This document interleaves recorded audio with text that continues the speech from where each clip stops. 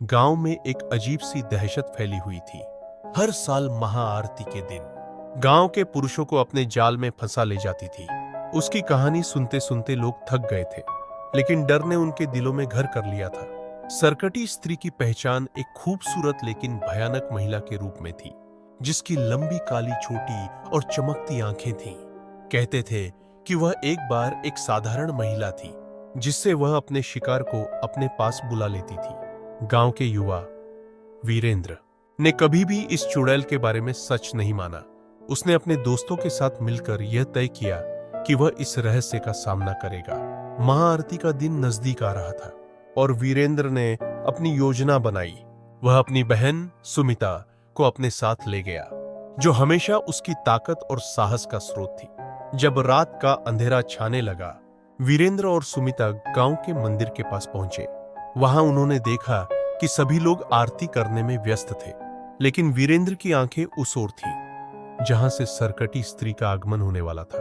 अचानक एक ठंडी हवा चली और एक खूबसूरत महिला उनके सामने प्रकट हुई। उसकी आंखों में एक अजीब सी चमक थी। कौन हो तुम?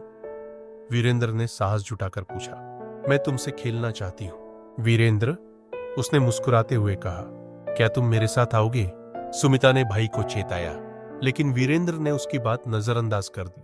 वह उस चुड़ैल के जाल में फंस गया, लेकिन सुमिता ने अपने भाई को बचाने का फैसला किया।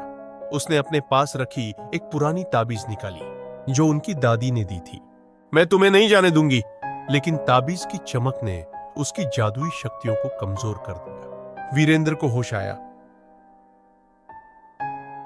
और उसने अपनी बहन का हाथ थाम लिया। चलो, हमें यहां से भागना होगा, वीरेंद्र ने कहा। वे दोनों भागते हुए गांव के मंदिर की ओर दौड़े। सरकटी स्त्री ने पीछे से उन्हें रोकने की कोशिश की, लेकिन ताबीज की शक्ति ने उसे रोक दिया। अंततः उन्होंने मंदिर में प्रवेश किया और वहां की पवित्रता ने सरकटी स्त्री को पूरी तरह से कमजोर कर दिया। गांव के लोग उनकी बहादुरी को देखकर आश्चर्यचकित रह गए। सरकटी स्त्री की दहशत खत्म हो गई और वीरेंद्र और सुमिता ने मिलकर गांव को उसकी गिरफ्त से मुक्त कर दिया। महाआरती का दिन अब एक नए उत्सव का प्रतीक बन गया, जहां साहस और भाईचारे की कहानी जिंदा रही।